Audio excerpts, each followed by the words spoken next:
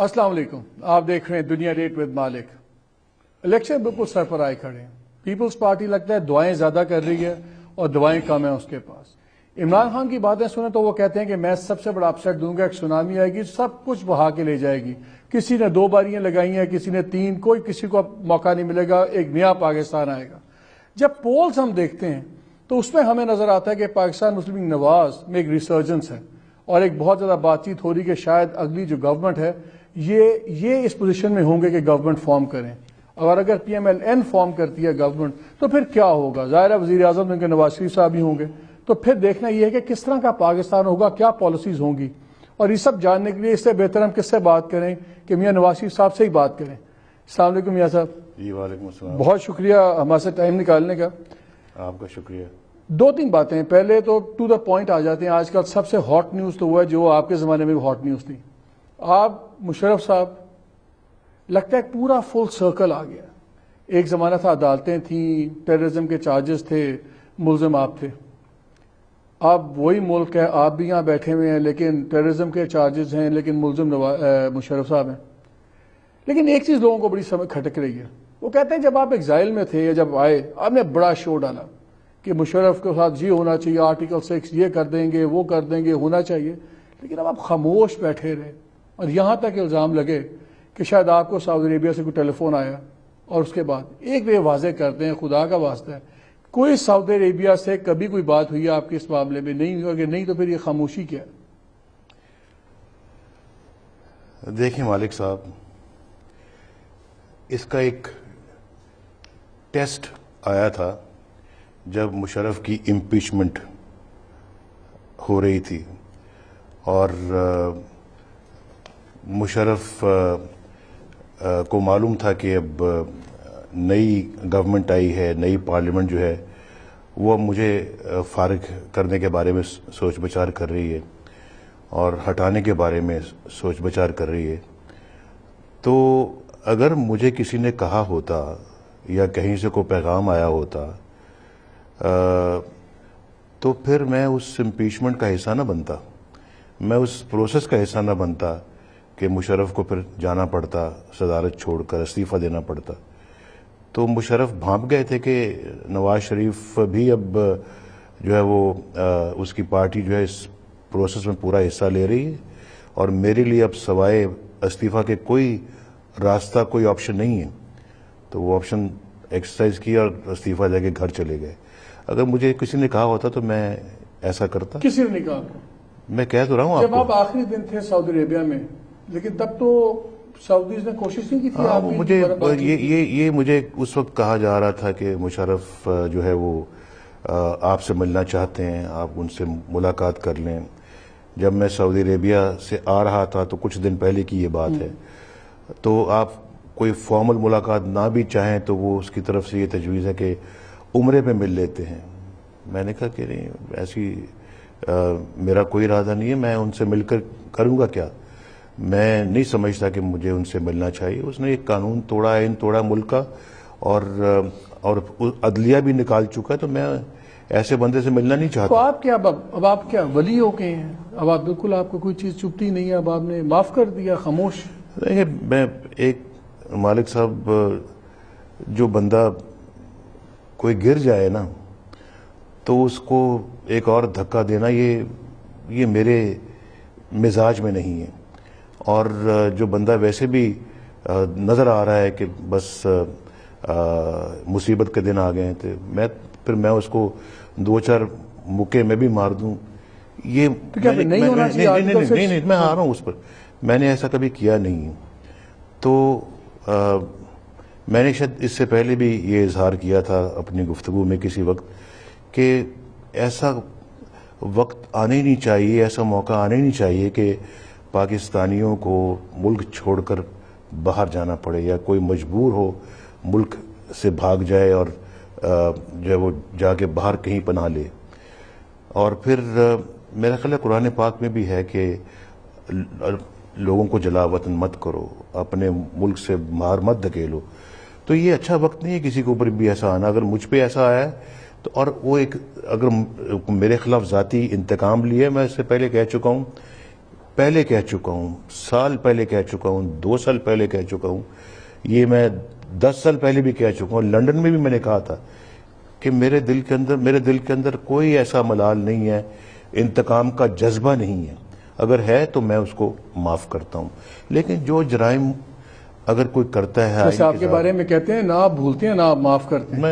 میں یہ تو وہ کہتے ہیں جو مجھے جانتے نہیں ہیں، اور جو اپنا، لیکن آپ آئین توڑتے ہیں، قانون توڑتے ہیں، عدلیہ کو توڑتے ہیں، آپ یہ سارے کام کرتے ہیں، پھر آپ اپنا تو پھر خالی جنرل مشرف پہ چلے گا، جو 7 جنرل دوسرے ان پہ نہیں چلنا چاہیے؟ چلنا چاہیے، کیوں نہیں چلنا چاہیے؟ ضیاء الدین صاحب جن کو آپ نے chief of the army staff بنایا تھا، انہوں نے 2010 میں مجھے یاد ہے کہ انٹرویو دیا جس میں انہوں نے باقاعدہ نام لیے، یہ کور کمانڈر، یہ باقی، یہ جی او سی، یہ سارے جناب، یہ سارے شامل تھے مارشل لاء میں. میرے پہ آ کے انہوں نے کہا کہ تم ہٹ جاؤ، ختم ہو بات. تو یہ سارے لوگ شامل تھے، جو کرنٹ آرمی چیف ہیں وہ D G I S I تھے. تو کیا پھر ان سب پہ چلے گا؟ کہاں رکے گی بات؟ اس پاکستان کی تاریخ ایسی رہی ہے پچھلے 60 سالوں میں مالک صاحب کہ بیلٹ پر ہمیشہ بلٹ نے حملہ کیا ہے اور بیلٹ کو نیچا دکھانے کی کوشش کی ہے. میرا خیال ہے کہ اب یہ ایک تبدیل ہوتا ہوا پاکستان ہم دیکھ رہے ہیں. اب یہ بلٹس بند ہوتی ہوئی مجھے نظر آ رہی ہیں، ان کو ہمیشہ کے لیے بند ہونا چاہیے. کم از کم اپنے لوگوں پر یہ بلٹس اب نہیں آگے چلتے ہیں، لیکن اور بیلٹ کو سرنگوں کرنے کی آج یہ کہتے ہیں کہ مشرف کے ساتھ، جنرل مشرف کے ساتھ جو باقی جنرلز بھی تھے، ان سب پہ ٹرائل ہونا چاہیے اور قانون کے مطابق آرٹیکل 6 کی کارروائی ہونی چاہیے. جو ملوث ہے. ٹھیک. اگر آپ کل کو پرائم منسٹر بن جاتے ہیں اور آپ کے پاس سے ایک اپلیکیشن آتی ہے کہ جی یہ بندے ہیں، ان کو آرٹیکل 6 کے تحت سزائے موت ہو گئی ہے، تو یا رحم کی درخواست آتی ہے، کیا ان کو عمر قید میں کر دیں گے کہ فارغ کر دیں گے آپ، یا معاف کر دیں گے کہ نہیں عدالت کا حکم مان لو، بس ٹانگ دو؟ یہ آپ وہ سوال پوچھتے ہیں جس کا کوئی ایسا بھی کوئی کیس کا کوئی فیصلہ سامنے آیا ہے، نہ کوئی اس کا کوئی نہیں. آپ جو کہہ رہے ہیں لاجیکل کنکلوژن تو ہے، لیکن میرا ذاتی اگر کوئی غصہ یا میرا ذاتی اگر کوئی معاملہ ہے، اس کو میں معاف کر دوں گا. اچھا صرف ایک کوشچن ویری کوئکلی. نہیں، آپ ذاتی غصہ نہیں، ایز پرائم منسٹر آپ سزا معاف کریں گے کہ نہیں کریں گے؟ وہ پھر جب وقت آئے گا دیکھیں گے. اچھا ویری کوئکلی، کیا آپ کے خیال میں ایک فارمر آرمی چیف کو جس نے آئین توڑا ہو، لٹکانے سے یا اگزامپل بنانے سے یہ سلسلہ رک جائے گا، کہ یا جب تک جمہوریت ڈیلیور نہیں کرے گی تب سلسلہ رکے گا؟ میرے خیال دونوں ساتھ ساتھ چلنا چاہیے. اور اگر مجھے آپ بتائیں آئین ٹوٹتا ہے تو پھر اس کا کوئی حساب کتاب نہیں ہونا چاہیے. عدلیہ کو یعنی کہ دھکے مار کے گھر میں بند کر دیا جائے تو اس کا کوئی حساب کتاب نہیں ہونا چاہیے. عدالتوں کو تالا لگ جائے تو کوئی حساب کتاب نہیں ہونا چاہیے. پارلیمنٹ توڑ دی جائے، 18 کروڑ عوام کی منتخب شدہ، کوئی کسی سے سوال جواب نہیں ہونا چاہیے. کیا کسی کو اکاؤنٹیبل نہیں ٹھہرانا چاہیے کہ بھی بتاؤ بھی آپ نے کام کیا؟ وہی پارلیمنٹ نہیں تھی جو آپ کو امیر المومنین بھی تو بنا رہی تھی نا، جو کہ امینڈمنٹس آپ کر رہے تھے، آپ بھی تو امیر المومنین بن رہے تھے. پارلیمنٹ ان کو پھر بعد میں وہ دیتی رہی ہے انڈیمنیٹی، جو کہ نہیں دینی چاہیے تھی. تو جن ججز نے انڈیمنیٹی دی ان کو بھی پھر نہیں اندر ہونا چاہیے. وہ بھی غلط ہے، لیکن کم از کم موجودہ جوڈیشری نے یہ ایک فیصلہ تو کیا اور سنا دیا، ججمنٹ آئی ہے کہ جی یہ کام اب آئندہ کبھی نہیں ہو سکتا. میرے خیال انہوں نے وہ دروازہ بند کر دیا ہے. ہوپ فلی انشاءاللہ اللہ کرے. یہ مجھے بتائیں کہ دوسرا مسئلہ اس ملک کا ٹیررزم بہت بڑا مسئلہ ہے، اور جو بھی حکومت بنائے گا اس کو اس سے نپٹنا پڑے گا. میں آپ کا مینیفیسٹو دیکھ رہا تھا 2008 کا، جو آپ کا مینیفیسٹو تھا اس میں تو بڑی پیاری زبان لکھی ہوئی تھی کہ یہ جو لوگ اس طرح کے ہم کو سمجھا بجھا کے لائیں گے، وہ کیسے سمجھائیں گے سمجھ نہیں آتی. لیکن اس بار کا جو مینیفیسٹو ہے وہ اور بھی زیادہ ویگ ہے. اس میں ایک تو ذکر تک نہیں ہے بائی نیم ان ایلیمنٹس کا، تو بالکل لگتا ہے بہت ہی سیف ہے. یہ مجھے بتائیں آپ کی پالیسی ہے کہ آپ کہتے ہیں طالبان سے بات کرو، فلانے سے بات کرو، کن سے بات کریں؟ بڑا واضح ہے ہمارے مینیفیسٹو میں. ہم نے اس کے اوپر باقاعدہ تھنکنگ کر کے ہم نے اس ایشو کو اپنے مینیفیسٹو میں لکھا ہے، اور میں دیانتداری کے ساتھ یہ سمجھتا ہوں مالک صاحب کہ صرف گولیاں، بلٹس اور گنز ہی ان چیزوں کا جواب نہیں ہے. آپ کو انگیج کرنا پڑے گا ڈائیلاگ میں. آپ کو انگیج کرنا پڑے گا ایک پروسیس میں ڈائلاگ، جس میں ڈائلاگ بھی شامل ہو. اس ڈائلاگ کے آپشن کو آپ رول آؤٹ نہیں کر سکتے. دیکھیں بات، میں آپ کے سوال میں آپ ہی کے سوال میں آپ ہی کے سوال کا جواب دے رہا ہوں. دنیا میں جہاں بھی اس طرح کے پرابلمز اکر ہوئے ہیں، جہاں بھی اس طرح کی چیزیں جو ہے وہ ہوئی ہیں، وہاں پر انہوں نے ڈائلاگ کے راستے کو انہوں نے رول آؤٹ نہیں کیا، اور ڈائلاگ کے ذریعے سے بڑے بڑے مسائل انہوں نے ختم کیے ہیں. جیسے برطانیہ اور آئرلینڈ کا مسئلہ تھا، آپ دیکھتے رہے ہیں، ہم بھی دیکھتے رہے ہیں کیا اس وقت ہوتا تھا. صبح صبح لنڈن شہر میں فوجی جا رہے ہیں، سپاہی جا رہے ہیں، گھوڑوں پر مار دیا اور وہاں مر گئے. لیکن انہوں نے وہ ایک نظام کے تحت اپنے رائٹس مانگتے تھے. یہ جو گروپ ہیں یہ تو جمہوریت کو نہیں مانتے، یہ تو کہتے ہیں نظام ہی غلط ہے. آپ بات تو کریں نا، بات کی کس نے آج تک ان کے ساتھ؟ کس نے سیریسلی ان کو انگیج کیا اس معاملے میں؟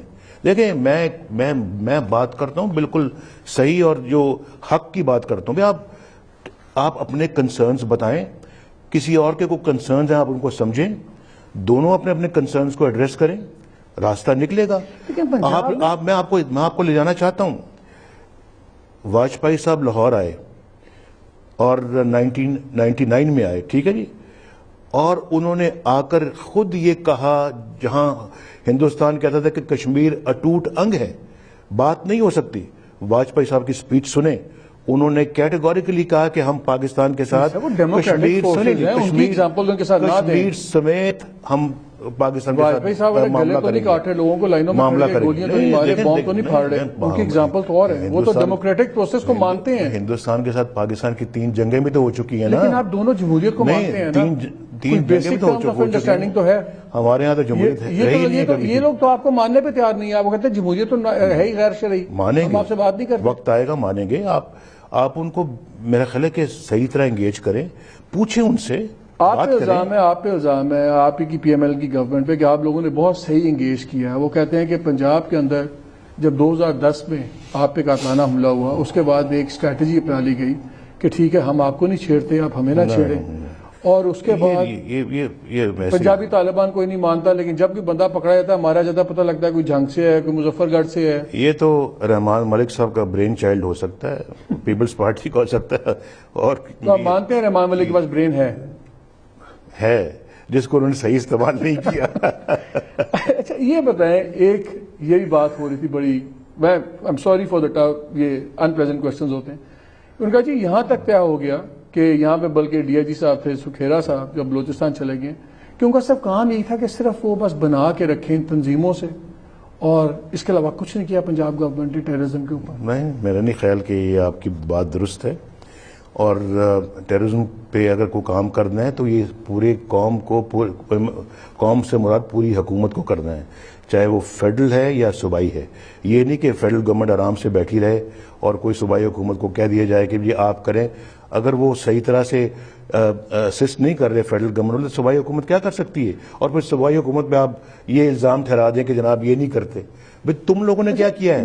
نہیں مجھے بتائیں، اسلام آباد نے اس سلسلے میں کیا کیا ہے؟ تو وہ تو کیا کیا ہے نا، پارٹی کو کوئی نہیں آج کس بات کا وہ کریڈٹ لے سکتے ہیں؟ کیا کیا ہے ہم نے؟ پھر ایک پارلیمنٹ کے اندر جو کمیٹی بنائی، اس کو ہم نے یہ ٹاسک اسائن کیا، اس کے لیے وہ بن گیا، اس کا ٹرمز آف ریفرنس بن گئے.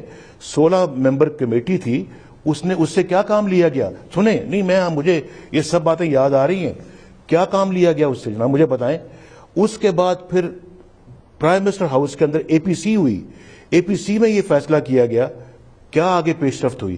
اس کے بعد دوبارہ پرائم منسٹر ہاؤس میں آج سے 1.5-2 سال پہلے پھر میٹنگ ہوئی، جس میں آرمی چیف بھی تھے، سارے لوگ تھے سب. اس کے بعد پھر کیا پیش رفت ہوئی؟ یعنی مجھے بتائیں نا جی مالک صاحب. نہیں میں نہیں، اس پہ میں ایسے نہیں چھوڑوں گا. اگر پروونشل گورنمنٹ کسی بات کی ذمہ دار اگر ہے، اس سے زیادہ ذمہ دار پروونشل گورنمنٹ. میں آپ کی پارٹی پہ آتا ہوں، میں تو آپ سے آپ ہی کے بارے میں سوال پوچھ سکتا ہوں. لسانیت بہت بڑا ایشو ہے. لشکر طیبہ سپاہ صاحب جتنی ہے، یہ دوسری پارٹی سے جنہوں نے یہ ایک شروع کیا ہوا ہے کام فقہ ورائیت کے اوپر، ان سے تو آپ کنڈیم کرتے ہیں، ظاہر ہے. بالکل. پھر NA 178 مظفر گڑھ میں آپ نے ٹکٹ دیا سردار عابد ڈوگر صاحب کو، جو سپاہ صحابہ کے فارمر لیڈر ہیں، اور یہ وہی آدمی ہے جس نے 1 کروڑ روپے کا اماؤنٹ بھی اناؤنس کیا تھا سلمان تاثیر پہ وہ آسیہ مسیح کیس میں. جو نون ایس ایس پی لیڈر ہے جو لوگوں کے اوپر کروڑ کروڑ روپے سٹنگ گورنرز کے اوپر باؤنٹی لگاتا ہے اناؤنس کرتا ہے، اس کو آپ کی پارٹی یہ پہلی مرتبہ میں آپ کے منہ سے سن رہا ہوں یہ بات. میں نے پہلے کبھی سنی نہیں یہ بات، کسی سے نہیں سنی. یہ اپلیکیشنز کو ساروں کو میں نے خود دیکھا ہے، اس وقت بھی نہیں سنی میں نے یہ بات. یہ پہلی دفعہ میں آپ کی زبان سے سن رہا ہوں. میں آپ کو بتا رہا ہوں اگر نہیں بات سنیں، اگر میں آپ کو سچ کہتا ہوں، اگر مجھے اس بات کا علم ہوتا، اگر یہ بات سچی ہے اور علم ہوتا، میں اسی وقت اس چیز کا نوٹس لیتا. آپ لے لیجئے، میں آپ کو بتا رہا ہوں، چیک کر لیجئے گا، آپ بالکل چیک کر لیجئے گا. اچھا ایک یہ بتائیں کہ ایک ابھی میں ایک بہت ہی ریلیونٹ آرمی جو کمانڈر ہیں ان سے میری بات ہوئی، نام نہ لیں آپ سمجھ جائیں گے. انہوں نے مجھے کہا کہ ابھی جو 2 انیشیٹوز ہوئے، ایک عوامی نیشنل پارٹی نے کانفرنس کی تھی یہ طالبان ایشوز کے اوپر، اور پھر مولانا فضل الرحمان نے جو اپنا ایک پیس جرگے کا کام شروع کیا ہوا. اس نے کہا ان دونوں کو فوج کی حمایت حاصل نہیں ہے کیونکہ یہ تھاٹ تھرو نہیں ہے، پورا سوچا نہیں گیا، صرف ایک کام ٹپاؤ ٹائپ کام ہے. کیا آپ کے خیال میں جو اس طرح کے انیشیٹوز ہوتے ہیں جو اگر پوری طرح سوچے نہ گئے ہوں، ان کا زیادہ نقصان نہیں ہوگا کہ یہ کمپریہنسو اسٹریٹجی کس طرح بنے گی؟ میں سمجھ صحیح ہے آپ کی بات. میرے خیال اس میں فیڈرل گورنمنٹ کو بھی بیٹھنا چاہیے، اور بیٹھنا چاہیے تھا. وہاں ان کا ڈیلیگیشن تو آیا ہوا تھا، لیکن پتہ نہیں اس کے پاس کوئی اختیار تھا یا نہیں تھا. باقی پارٹیاں بھی جتنی بھی قومی ہیں ان کو وہاں بیٹھنا چاہیے تھا، اور اس کے اندر فوج کے بھی پوری طرح سے جو ہے نا وہ آن بورڈ اس کو رکھنا چاہیے تھا. یہ معاملہ فوج، وفاقی حکومت، صوبائی حکومتیں، ساری پارٹیز یہ مل کے اس کو طے کر سکتی ہیں، اور میں سمجھتا ہوں کہ بہت ضروری ہے کہ یہ سب آن بورڈ ہوں.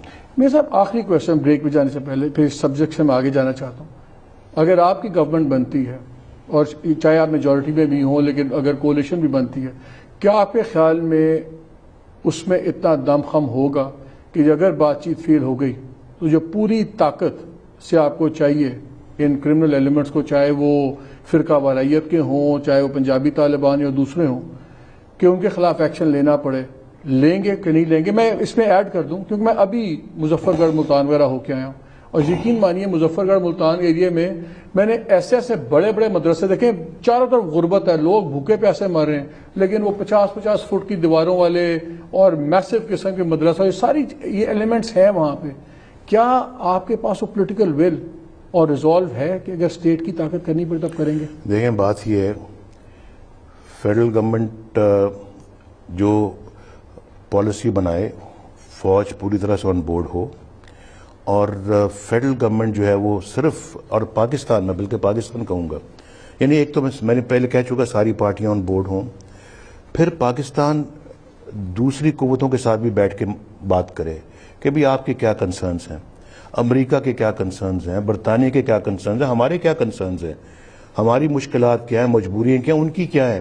میرا خیال ہے کہ یہ ٹیبل پہ بیٹھ کے پہلے اس کو ریزالو کیا جائے، اور سب آن بورڈ ہوں کہ ہم نے اپنا اس آپشن کو ایکسرسائز کرنا ہے کہ آئیں جی اب ان کے ساتھ بات چیت جو ہے وہ کی جائے. سنتے رہتے ہیں کہ امریکہ خود بھی بات چیت کرنا چاہتا ہے اور بات چیت پہ آمادہ ہے، اور سنتے رہے. اور پھر ابھی آپ نے دیکھا نہیں کہ ایک پیشکش ادھر سے بھی آئی، طالبان کی طرف سے آئی، ہم بات چیت کرنا چاہتے ہیں، ہم بات چیت سے پیچھے نہیں ہٹتے. جب اس طرح کے بیانات آ رہے ہیں تو میرا خیال ہے کہ کیا حرج ہے کہ سیریسلی ایک دوسرے کو ہم انگیج نہ کریں، اور انگیج کیا جانا چاہیے. یہی مسئلے کا دائمی حل ہے. یہ 2014 میں پل آؤٹ شروع ہو جائے گا، وہاں کے حالات اور ہوں گے، سب کچھ. کیا آپ کے خیال میں یہ جو ونڈو ہے یہی ہے ہمارے پاس کسی ایک منطقی نتیجے پہ پہنچنے کے لیے؟ میرا خیال ہے کہ بڑا اچھا موقع ہے، اور اگر اس موقع کو استعمال کر کے ہم آپس میں یہ بات چیت کا سلسلہ شروع کر دیں، یہ کھڑکی کھول دیں، دروازہ کھول دیں، تو میرا خیال ہے کہ اس کے اچھے نتائج نکل سکتے ہیں. یہاں مجھے کمرشل بریک لینے میں سر، یہاں اس کے بعد ہم کمرشل بریک لیں گے ناظرین، اور واپس آ کے ہم بات کریں گے کہ آگے معیشت کے لیے کیا کریں گے، اور نوجوانوں کا جو ایک نیا ایک چل پڑا ہر طرف نوجوان ان کی ہم بات کریں گے، اور ساتھ ہی 2-3 اور ایشوز جو بریک کے بعد.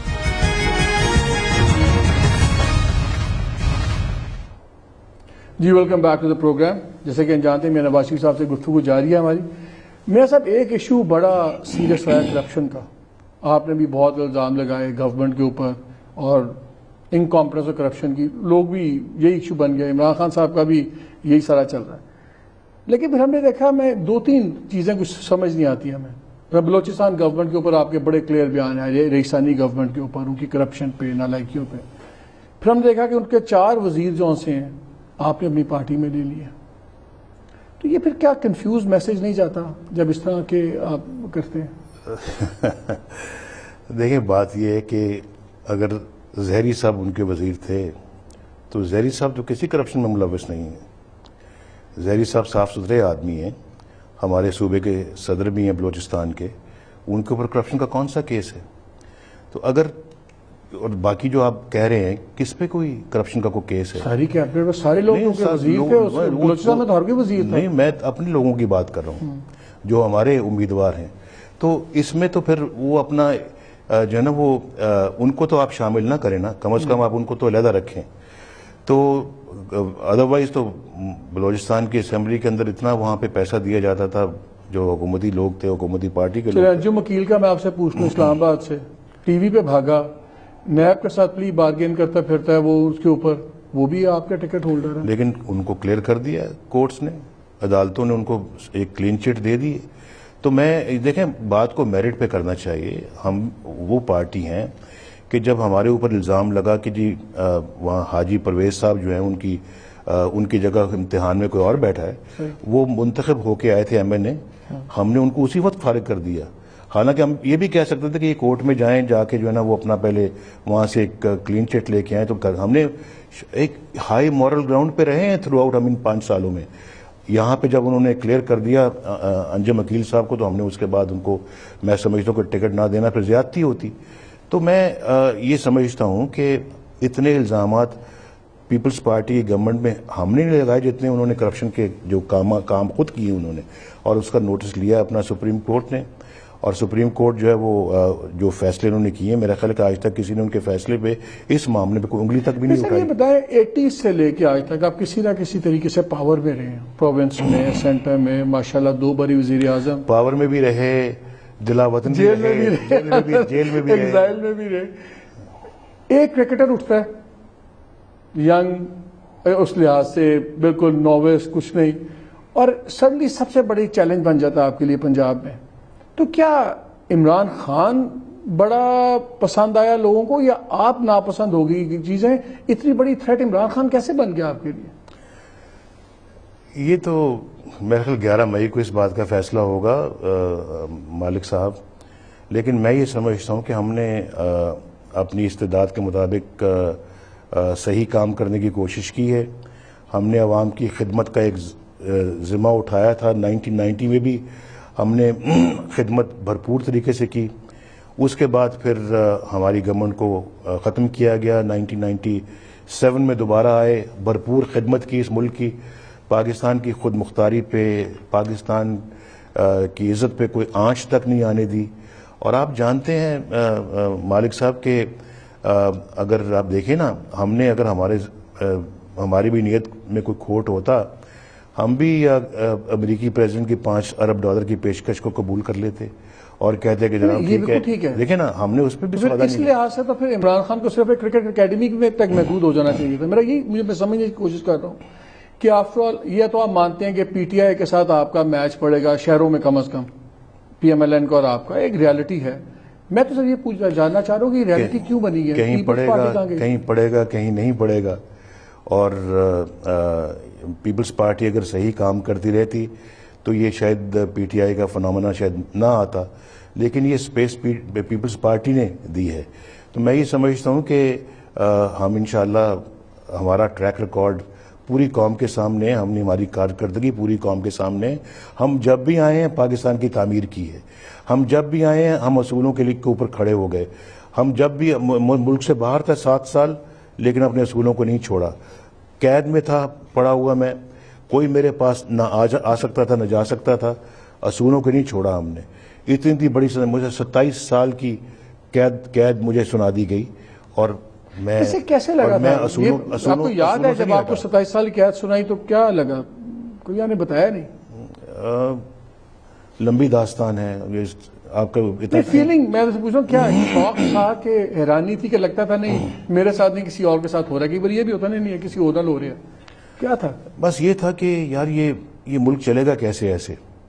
اپنی شاید اس کا بھی دکھ اور افسوس تھا کہ اتنی سزا بغیر کسی جرم کے مجھے سنا دی گئی ہے, لیکن مجھے پتہ ہے کہ اس حکومت نے, جو فوجی حکومت ہے, اس نے بہت زور لگایا, مشرف کی حکومت نے, کہ مجھے کسی نہ کسی طریقے سے پھانسی کی سزا مل جائے. تو بہت زور لگایا, لیکن ایسا نہ ہو سکا اور عمر قید مل گئی 27 سال کی. تو میں اس وقت دکھ تو بڑھا ہوا, افسوس ہوا, لیکن پھر میں سوچ میں پڑ گیا. میں کبھی کبھی ڈھونڈتا تھا یار نواز شریف اس میں تمہارا جرم کہاں ہے جس کی تمہیں اتنی سزا سنا دی گئی ہے؟ کون سا وہ جہاز ہے جس کو میں نے ہائی جیک کیا ہے, اور پھر میں نے کیا مشرف کے خلاف کو ایسا کام کیا ہے؟ بس یہ پرائم منسٹر کا پروگیٹو ہوتا ہے کہ وہ اگر کوئی سمجھتا ہے کہ جی فلاں بندے نے ڈیلیور نہیں کیا یا غلط کام کیا تو اس کو اس عہدے سے ہٹا دے. ایک بات ہے, یہ بڑا سوال اٹھتا ہے, وہ کہتے ہیں واحد وزیر اعظم ہے جو پاپولر بھی بڑے رہے, لیکن ہر وقت آپ کسی نہ کسی آرمی چیف سے آپ کی کوئی بنتی نہیں ہے, 3 آرمی چیف سے آپ کے جھگڑے ہو گئے, چوتھی بار پرائم منسٹر بنے گے تو پھر نہیں دیکھیں کیا ہوگا؟ نیا جھگڑا تو نہیں ہوگا. آپ مجھے یہ سوال کرنے سے پہلے کبھی بھی تو سوچیں نا کہ ایسا ہوا کیوں ہے, کیا میری طرف سے ہوا ہے یا پھر دوسری طرف سے ایسا ہوا ہے؟ تو مجھے آپ بتائیں کہ کیوں ایسا ہوا, اور مجھے ابھی آپ بتائیں نا کہ فاروق لغاری صاحب صدر تھے اور سجاد علی شاہ چیف جسٹس تھے, تو دونوں کو ایک ساتھ جانا پڑا. تو کیا وہ میں اس کی میری طرف سے کوئی غلطی تھی یا دوسری طرف سے کوئی ایسا کام ہو رہا تھا؟ سازش میں کر رہا تھا, یہ سازش کہیں اور سے ہو رہی تھی, اور پھر دونوں کو جانا پڑ گیا. دیکھیں نا, میں نے بھی مجھے آپ کو یہ بتانا پڑے گا کہ میرا کہاں غلط سٹینڈ تھا جس کی وجہ سے مجھے جو نا یہ سزا بھگتنی پڑی. یہ کم از کم آپ بھی میرے اس سوال کا جواب دیں, یہ آپ کو دینا چاہیے. میڈیا کے بندے ہیں, رسپانسبل آدمی ہیں, آپ کو ہمیں تو پیسے ملتے ہیں سوال سوچ سمجھ کے آپ کو انٹرویو کرنا پڑتا ہے, سوچ سمجھ کے آپ کو لکھنا پڑتا ہے.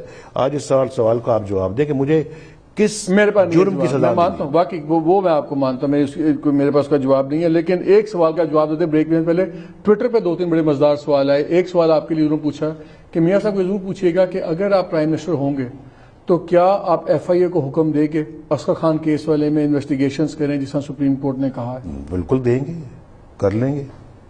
چلے اس زبردست نوٹ کے اوپر ہمیں کمرشل بریک لیتے ہیں. ہمارے ساتھ رہے گا ابھی میاں صاحب سے. اب اس سیکشن میں ان کی وعدے بھی سنیں گے کہ آئندہ انہوں نے کیا کرنا ہے, اور یہ بھی پوچھیں گے کہ جو خامیاں رہ گئیں وہ کیوں رہ گئیں. ہمارے ساتھ رہیے گا.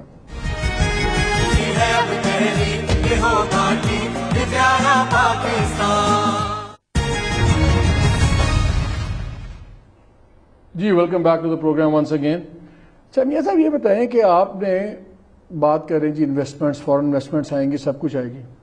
لوگ کہتے ہیں کہ آپ کی اپنی انویسٹمنٹس باہر ہیں, آپ کے اپنے صاحبزادے ہیں, وہ اتنا ملٹی بلین پروجیکٹ باہر لگا کے بیٹھے ہوئے ہیں. تو اگر آپ کے اپنا پیسہ انویسٹمنٹ باہر ہے تو لوگ کیوں آئیں گے, کیوں ایگزامپل کہاں سے فالو؟ لیکن اس کا جواب دینے سے پہلے میں آپ کو اس طرف لے جاؤں گا کہ بریک سے پہلے میں نے آپ کو کہا تھا کہ آپ کو جواب دینا ہوگا کہ مجھے کس جرم میں سزا دی گئی تھی. ذرا اس کے بارے میں آپ مجھے بتائیں نا پہلے. نہیں وہ تو سمجھا, وہ آپ جنرل نہیں تھے نا, اس لیے وہ جنرل صاحب جو اس ملک میں کر سکتے ہیں وہ آپ نہیں کر سکتے تھے. میں ٹوٹلی آپ سے اگری کرتا ہوں کہ کسی آرمی جنرل کو حق ہی نہیں ہے کہ یہ کرے کہ وہ آگے الیکٹڈ گورنمنٹ رہے. اور اب اسحاق اب شروع ہو گیا, انشاءاللہ آگے چلیں گے. لیکن میں یقین دلاتا ہوں میرا کوئی قصور نہیں تھا, میرے پہ آپ کا غصہ نہیں بنتا. میں کچھ نہیں کیتا. نہیں, میں صرف یہ پوچھنا چاہتا کہ جرم کیا تھا میرا, کیا جرم تھا بتائیں, جرم تو بتائیں. آپ نے شاید غلط وقت پہ صحیح کام کر دیا تھا. چلے اب ادھر آ جائیں. اب بتائیں کہ یہ آپ بھی اسٹریٹ جواب نہیں دیتے. فورن انویسٹمنٹ مجھ سے اسٹریٹ جواب مانگتے ہیں اور خود نہیں دیتے. آپ نے لیڈ کرنا ملک کو, ہم نے تو نہیں کرنا. یہ مجھے بتائیے فورن انویسٹمنٹ پہ اگر آپ کے اپنے انویسٹمنٹس باہر ہیں کیوں دیکھیے بات سنیں, میں اس فیملی سے بلانگ کرتا ہوں مالک صاحب جس نے 1937 میں یہاں انڈسٹری لگائی تھی لاہور میں. میرے والد صاحب نے 1972 میں بھٹو نے ہماری انڈسٹری کو نیشنلائز کر لیا. کچھ نہیں رہا ہمارے پاس اس وقت، بالکل خالی. میں کالج میں پڑھتا تھا، تو مجھے آپ بتائیں کہ ایک دم ڈاکہ ڈالا گیا. ہمارے سمجھ لیں کہ خاندان کے پاس کچھ نہیں بچا. پھر بھی ہم پاکستان میں رہے. پاکستان میں دوبارہ ہم نے اپنے کاروبار کو شروع کیا اور بینکس کے ساتھ ہمارا اچھی ساکھ تھی. اچھا میں آپ کو ایک اور بات بتاؤں، 1972 میں جب انڈسٹری ہماری نیشنلائز ہوئی ہے تو کوئی بینک لون نہیں تھا ہمارے اوپر، اور وہ اس وقت کی بہت بڑی انڈسٹری تھی وہ، اور اس وقت اس پہ 7,500 لوگ کام کرتے تھے. 72 کی بات کر رہا ہوں. لگایا.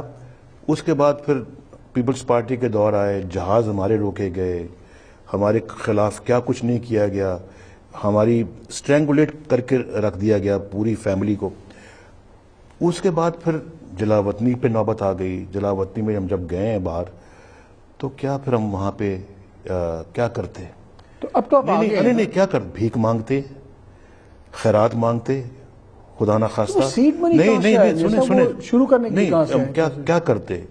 اور پھر وہاں پر جا کے ہم نے اگر ایک بڑا ماڈسٹ چھوٹے سے شروعات کی ہیں، بہت چھوٹی، اور اس پہ اب آ کے تو وہاں پہ ہم نے وہاں پہ کام کیا. وقت گزارنے کے لیے کچھ نہ کچھ انسان کرتا ہے، یا پھر یہاں مشرف صاحب سے تو خیرات مانگتے، خدا نہ خواستہ بھیک مانگتے.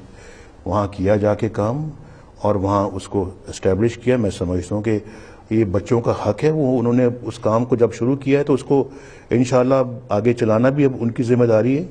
تو میں تو نہیں اس بات کو میں ذرا بھی برا سمجھتا. اور پھر کیا میں آپ سے پہلا سوال کرتا ہوں نا، آپ یہ بتائیں مجھے کہ کیا ان کی جدے کی گلیوں اور سڑکوں پہ جا کے خدا نہ خواستہ ہم بھیک مانگتے؟ کیا کرتے؟ اور پھر کیا ہے تو اچھا کیا ہے. اگر وہاں پہ اچھا کیا ہے، اور وہاں جو ماشاءاللہ جو بھی وہاں پہ وہ پروفٹس وغیرہ ہوتے ہیں، اس کا کچھ حصہ میرا بیٹا مجھے یہاں بھیجتا ہے. میں صرف ایک چیز اور بھیجتا ہے، اس کے ہمارے پاس پولیٹیکل آپ پہ جانا چاہ رہا ہوں کہ آپ بتائیں اب ہم آپ کو کیوں دوبارہ عوام کیوں لائیں.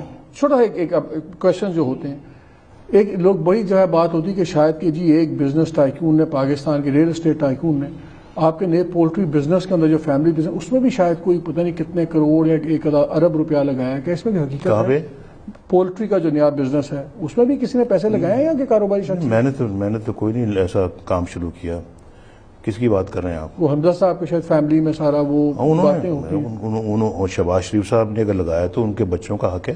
اچھا یہ بتائیں، بچوں کو یہاں بزنس کرنے کا حق نہیں ہے؟ نہیں بات صرف ہوتی ہے کہ ٹرانسپیرنٹلی ہونا چاہیے، پتہ لگ جائے. ٹرانسپیرنٹ ہی ہے، سب کچھ ٹرانسپیرنٹ ہے، کتابیں ہیں اور سارا ریکارڈ. اچھا یہ بتائیں کیا مختلف ہے، کیوں آپ کو لوگ کہہ رہے ہیں؟ عمران خان کے ایک نعرے میں بڑا وزن جو کہتا ہے جی انہوں نے بھی 2 باری کیا، انہوں نے بھی 2 باری کیا، ہمیں ٹرائی کر لو. مسئلہ کیا ہے؟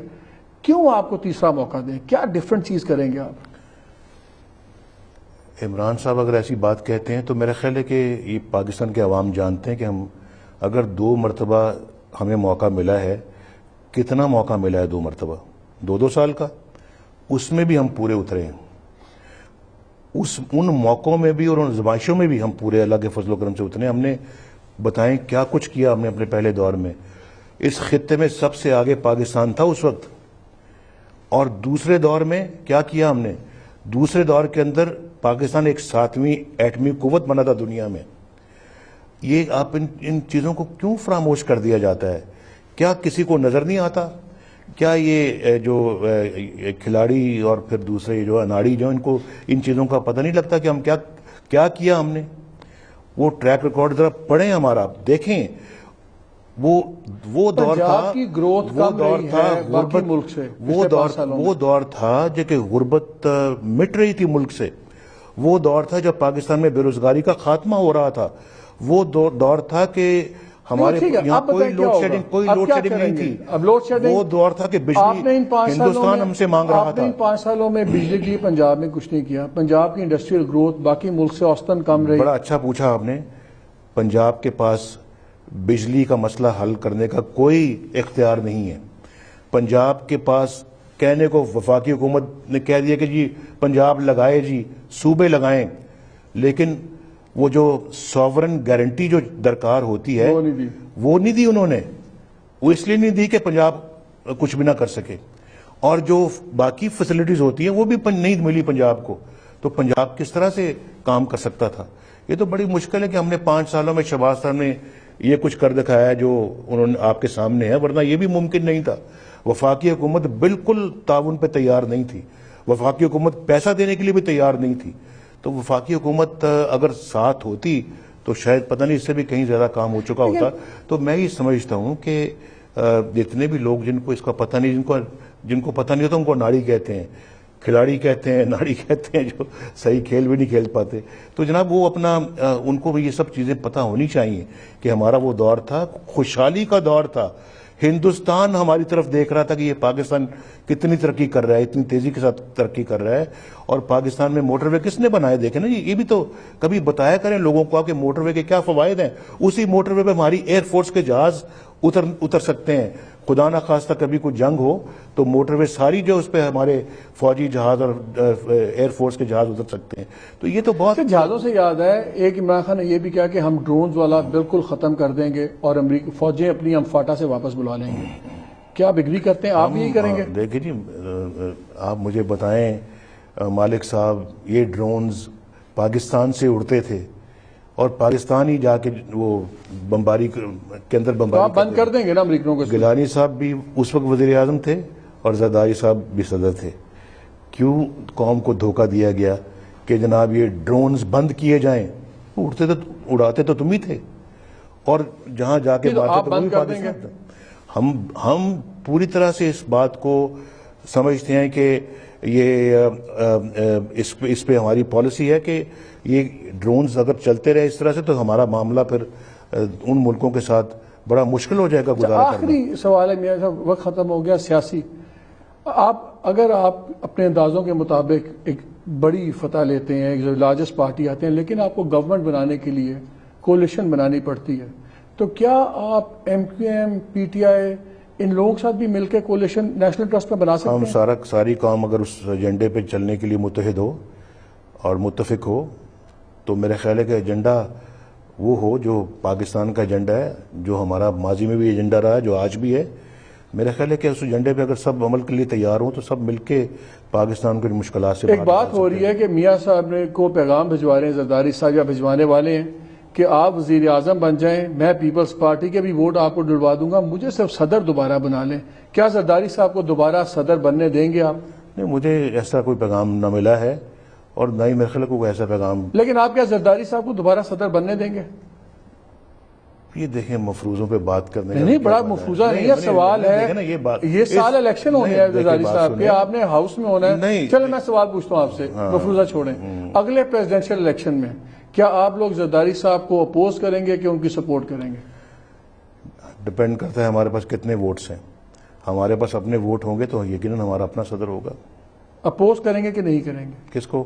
زرداری صاحب کے کینڈیڈیچر کو، چاہے آپ کا 2 ممبر بھی ہوں، اپوز کریں گے سپورٹ کریں گے؟ ایک دم یہ سوال جو مجھ سے پوچھ رہے ہیں میرا خیال بالکل آپ کو الزام لگتا ہے کہ نہیں، الزام پھر لگانے والے لگا دیتے ہیں، لیکن میں یہاں بیٹھ کے اب اس وقت ہاں یا نہ کہہ دوں، یہ تو پوری پارٹی ہماری فیصلہ کرے گی نا، میں اکیلا فیصلہ ایسا نہیں کر سکتا۔ میں آپ کو یہ بھی بتاؤں، ہمارے جتنے بھی امیدوار تھے جن کو ٹکٹ ملا ہے، میں نے اپنا فیصلہ کسی پہ امپوز نہیں کیا، میں نے سب کو ساتھ ملا کے 25 ممبر ہمارے بورڈ کے تھے، آؤ بھی مل کے فیصلہ کریں، اور میں نے کسی کو اوور رول نہیں کیا۔ یہ ہے ڈیموکریٹک اسپرٹ ہماری پارٹی۔ وزیر اعظم نواز شریف جو ہوگا پہلے کی طرح غصے والے ہوں گے، کبھی میڈیا سے غصہ، کبھی ججوں سے غصہ، کبھی جرنیلوں سے غصہ کہ ایک نئی چیز آئے گی آپ ایکسپیرینسز کے بعد؟ آپ اگر مجھ سے غصہ کریں گے تو میں آپ کو مسکراہٹ سے جواب دوں گا۔ بہت بہت شکریہ میاں صاحب، بہت بہت شکریہ۔ ناظرین، اس کے بعد آپ ہی کا فیصلہ ہے کہ دوسری بار، تیسری بار یا چوتھی بار بھی میاں صاحب کو آپ نے رکھنا ہے، کسی اور پارٹی کو لانا ہے، فیصلہ آپ کا۔